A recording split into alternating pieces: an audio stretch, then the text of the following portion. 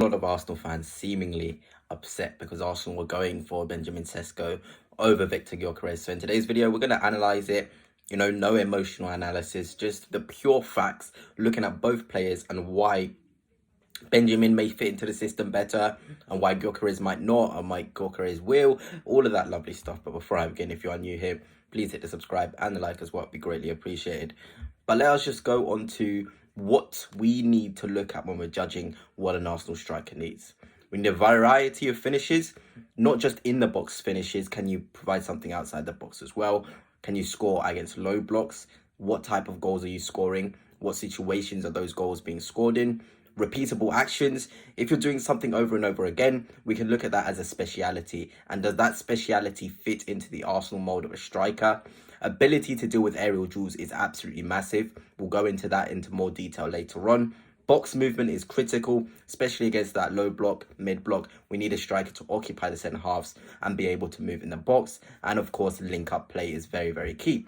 So we're going to start actually by looking at Kai Havertz's goals in the run in last season when he was playing in the centre forward position. I've already done this, but as you're watching, I want you to kind of put in your mind or in the comment section, does Cesco score this goal? Does Gyokeres score this goal? And I'm going to be doing that as I'm watching because I've already seen the Cesco and Gyokeres clips, and then we'll come together and have an analysis.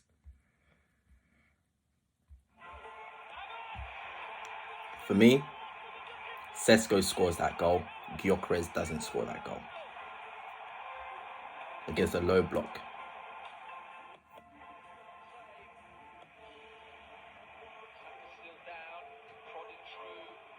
This is all about box movement. I think Cesco does score a goal like that.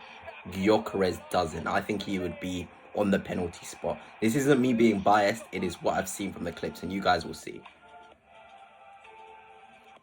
This goal, I think Gyokeres and Cesco scores this goal. Definitely think Gyokeres scores a goal like this. In behind movement, transitional situation, Gyokeres does score this sort of goal. But then so does Cesco.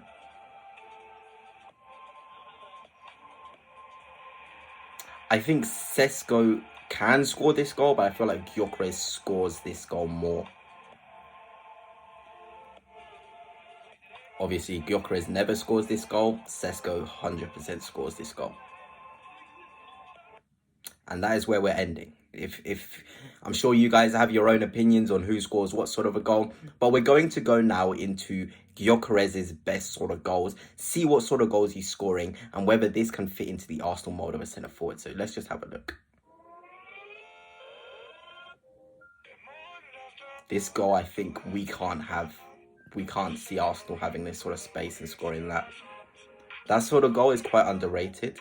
But again, as you can see, this is why I said he could score that Havertz one against Chelsea. Good run in the middle, good finish. Here again, in the right place at the right time. But again, it is more in a when the defence isn't settled. Good, tidy finish. Penalty. See, I'm not saying Gyokeres is a bad player or whatsoever. Just saying the sort of goals he scores, like this one cutting in. How many times is an Arsenal centre forward going to be in this sort of situation? It's very rare. This is one of my favourite Gyokeres goals, to be honest. Again, though, it's in transition, but a really tidy finish. He's a good finisher. The goals he scores in a team that allows him to be in these spaces are very good. Very, very good. Good movement across there. But again, the movement is when the defence isn't settled in a block. That's my biggest issue. Again, cutting in. See, repeatable action is that cut in and shoot. How often are Arsenal going to allow this sort of space for their centre forward to do this? That's my biggest issue.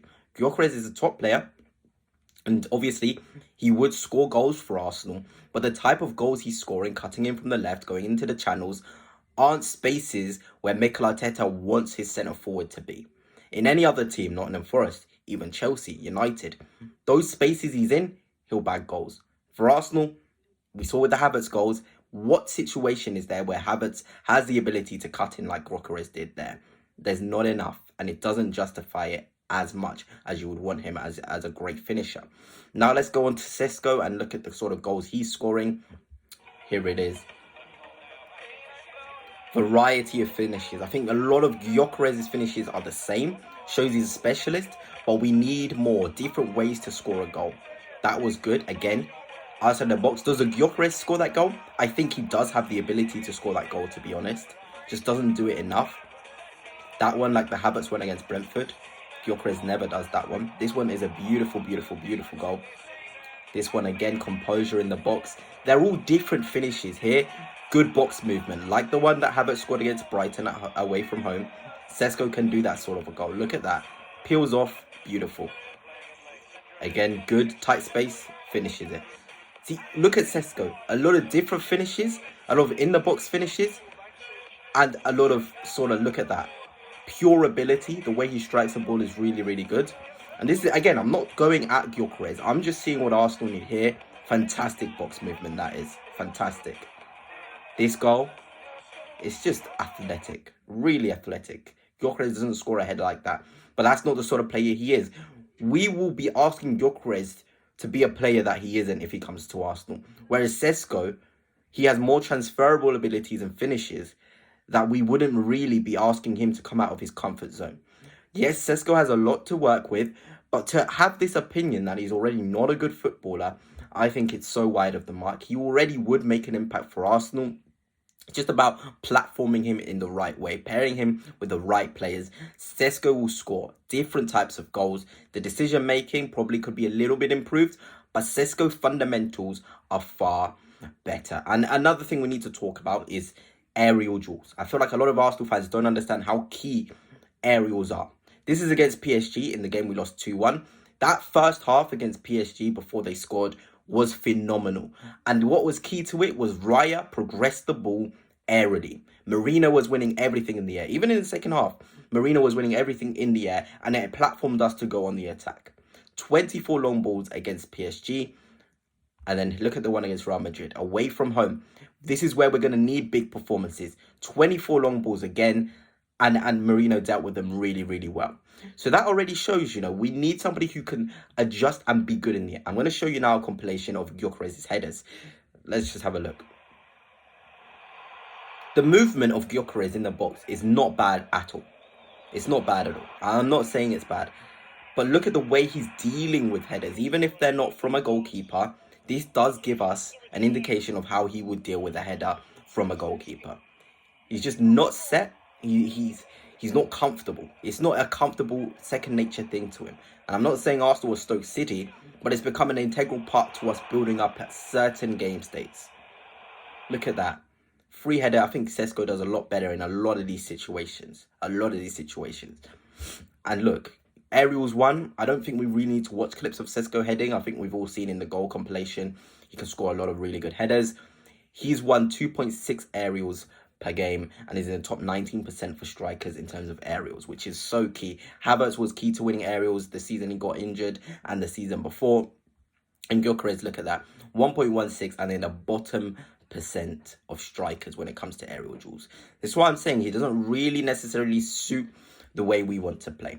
And when we're looking at the goals, we can't ignore it. A lot of goals are scored from Gyokeres, but if you actually look at a compilation of Gyokeres, there's one on YouTube, of all his 62 goals this season, you'll see a lot of nice poacher goals, but they're not against settled rest defenses.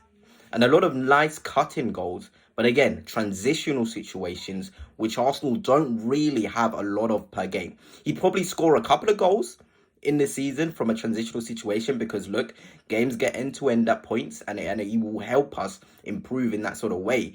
But is that enough to justify going for him? Cesco, 21 goals this season, 18 the season before.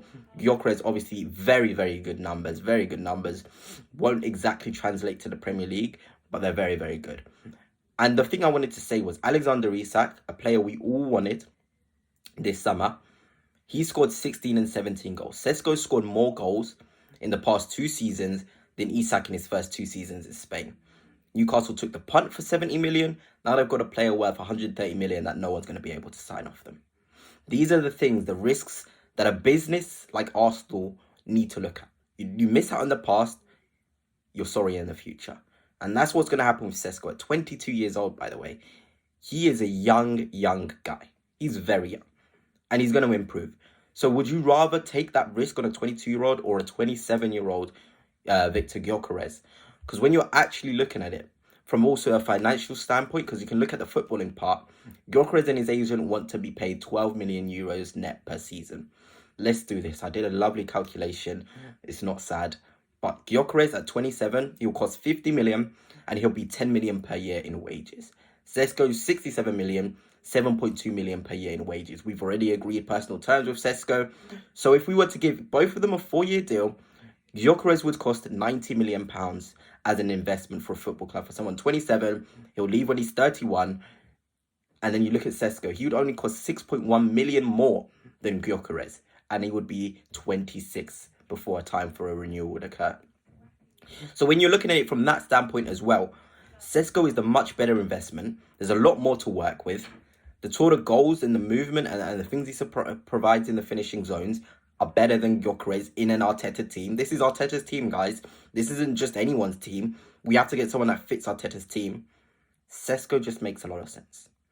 But anyway, that's it for now. Let me know your thoughts. If anything I've said has changed your opinion. Gyokeres, very good player. Cesco, very good player. But for what Arsenal need, Cesco is much, much better.